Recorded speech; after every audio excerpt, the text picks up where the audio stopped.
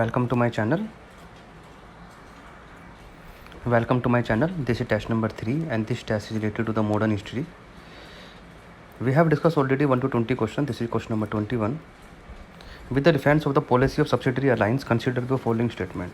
तो आपको subsidiary airlines की जो पॉलिसी है उसके बारे में बात करनी है.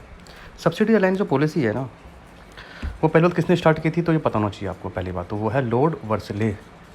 तो और इसके अंदर पहला पॉइंट पढ़ते हैं, अब आगे पढ़ते हैं. Those native princes ruler who would enter into subsidiary alliance would not to be free to declare war again any other power without consent of the English.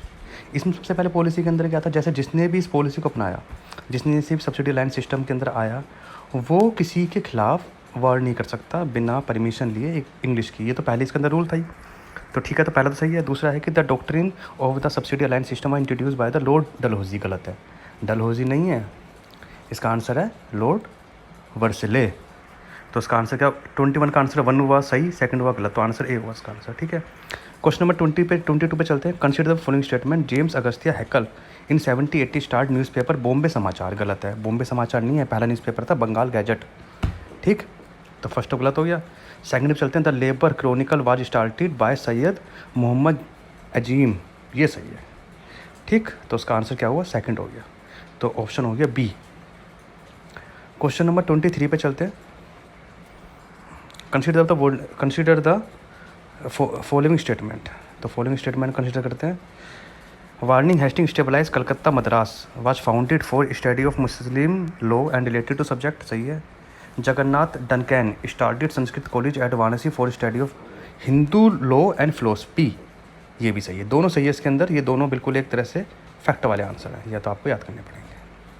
ठीक है जी, चलिए. तो 23 का आंसर हो गया सी. 24 पे चलते हैं. Which of the following act lead to legislative centralisation in administration of India. Paper में में 2-3 बार पेपर में आ चुका क्वेश्चन है ये. इसका आंसर होता है हमारे पास आंसर ए, चार्टर एक्ट 1833. 1833 के अंदर एक चीज़ हुई थी.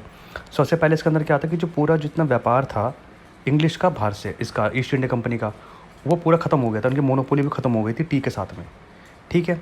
दूसरा लेजिस्लेटिव सेंट्रलाइजेशन हो गया था एडमिनिस्ट्रेशन के अंदर. ये आपको याद रखना, दो चीज़ें. ठीक है, चलिए. 24 का आंसर हुआ हमारे पास ए. 25 पे चलते हैं. With the reference of the lex loci 8050 which of the following statement is correct. तो इनमें से क्या आंसर है इसके अंदर, ये है. तो formation of Indian National Congress नहीं, अच्छा सॉरी, इसका आंसर ए है. It provinces tax concession to British traders. ये गलत है. It extended the provision of sati across all over the British India. ये भी नहीं है. It provided the right to inheritant ancestral property to the Hindu converted Christian. पहले क्या होता था कि जो आदमी हिंदू से क्रिश्चियन में चला गया तो अपनी जो प्रॉपर्टी थी उसको राइट खो देता था. तो उसके लिए लेक्स लॉसी एक्ट आया, जिसके अंदर क्या था, it provided right to inherit ancestral property to the Hindu convert to Christian. तो इसका आंसर क्या हो, सी आंसर होगा. ठीक है, चलिए. क्वेश्चन नंबर चलते हैं 26 के अंदर. In the context of the freedom struggle during the 19th century Azamgarh proclamation was associated with. तो इसका आंसर तो रिवोल्ट ऑफ 1857 होना चाहिए. 1857 के नाम की बात है ना. Azamgarh proclamation was published in Delhi gadget के अंदर हुआ था in the time of the great mutiny of 1857. जब 1857 क्रांति हुई थी तो उस टाइम पे दिल्ली गैजेट के अंदर पब्लिश हुआ था आजमगढ़ प्रोक्लेमेशन. ठीक, तो इसका आंसर क्या हुआ, बी. क्वेश्चन चलते हैं 27 पे. Who is the following social reform publish the set of the notes infant marriage and enforced widowed in India. इन्फेंटल marriage को किसने वो किया था. इन्फेंटल मैरिज जो था ना हमारे पास, उसको करने वाले सबसे पहले कौन थे, ईश्वर चंद्र विद्यासागर ने नहीं किया था ये वाला काम. ईश्वर चंद्र विद्यासागर नहीं थे. राजा राम मोहन भी नहीं थे. बी.एम. मालीबरी इसका आंसर है. एक तरह के सोशल रिफॉर्मर थे, best known for the advocacy of the protection of the right of the women. ठीक है, and for his activity against the child marriage. Main चीज़ इसके अंदर चाइल्ड मैरिज. उन्होंने एक पब्लिश किया था एक शॉर्ट नोट, उसका नाम था infant marriage and enforced widowhood in India. समझ रहे हो बात को.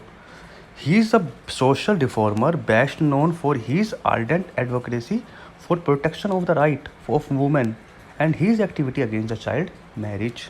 तो उसका आंसर क्या हुआ, सी ऑप्शन हो गया। चलते हैं। With the defence of Deccan riots in late 19th century consider the following statement, it was mainly directed against British oppressive land revenue policy.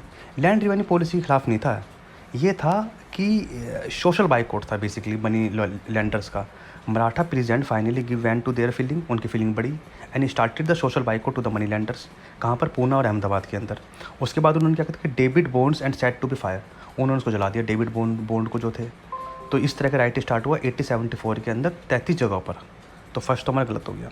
The agriculture relief act 1879 was pass to provide the relief to Deccan peasant. अब उनको एक relief act पास करा गया, एक relief act पास करा गया, government pass the agriculture relief act 1879, ये भी सही है। ठीक है, एक इंक्वायरी बैठाई गई इसके अंदर।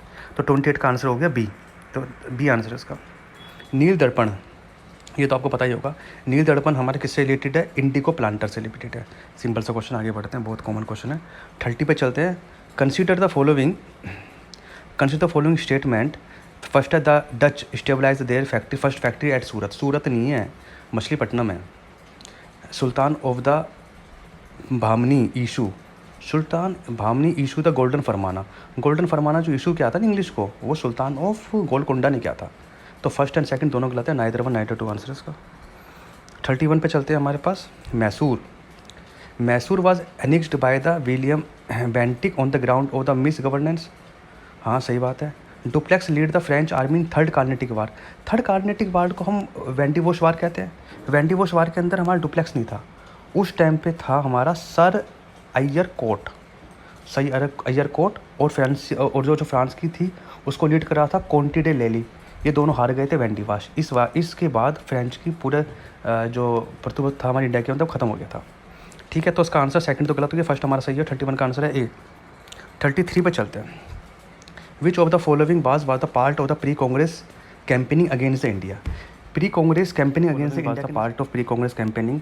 जो प्री कांग्रेस कैंपेनिंग चलाई थी इन्होंने ब्रिटिश के खिलाफ, उसमें क्या क्या था। पहला है अगेंस्ट लिट्टन अफगान एडवेंच, सही है। Against the partition of Bengal, ये गलत है। अगेंस्ट द इल्बर्ट लॉ के सपोर्ट में थे। तो फर्स्ट आंसर हुआ सिर्फ इसका, 32 का आंसर हुआ ए, तो बी ऑप्शन है इसका। तो देखो इसमें ऐसी कौन कौन सी प्रोसेस है जिसके अंदर कांग्रेस के सपोर्ट में थी। पहली बात तो imposition of import duty of cotton, कि भाई कॉटन की जो इम्पोर्ट ड्यूटी उसे हटा दो, गवर्नमेंट सर्विस को बढ़ा दो, ये कह रहे थे वो। और अगेंस्ट द लिट्टन अफगान के खिलाफ थे। अगेंस्ट द आर्म एक्ट के खिलाफ थे। अगेंस्ट द वैनिकुलर प्रेस एक्ट उसके खिलाफ थे।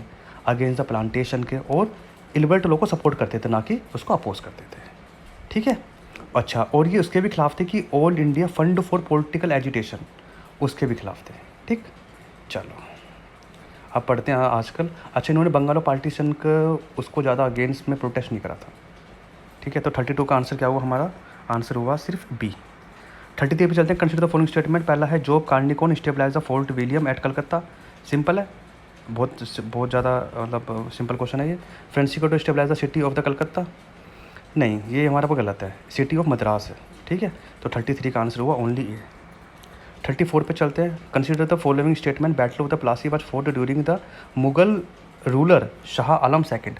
शाह आलम सेकंड के टाइम पे, देखो सब रिटर्न वाले क्वेश्चन हैं सारे, बिल्कुल नहीं है। शाह आलम के टाइम की बात नहीं है, ये है रेगमी ऑफ आलमगीर सेकंड। जब आलमगीर सेकंड हुआ था, बैटल ऑफ प्लासी उस टाइम पे हुई थी। पहली बात तो शाह आलम सेकंड टाइम पे तो हमारे पास बैटल ऑफ बक्सर हुई थी और पानीपत की लड़ाई थी तीसरी वाली। तो फर्स्ट तो गलत हो गया। Akbar second give the title of the Raja to Ram Mohan Roy को राजा बोला था अकबर टू ने, तो सही है। तो 34 का आंसर हुआ ओनली बी। 35 पे चलते हैं। In 1720 British government enacted the calico act. जो कैलिको एक्ट है, it was related to the, तो ये तो प्रिंटिंग से टेक्सटाइल से रिलेटेड है, तो आंसर सी हुआ banning the use of the printing cotton textile import from the India से इंपोर्ट करने को मना करते, बैन लगा दिया था इन्होंने। तो 35 का आंसर क्या हुआ, सी हो गया। 36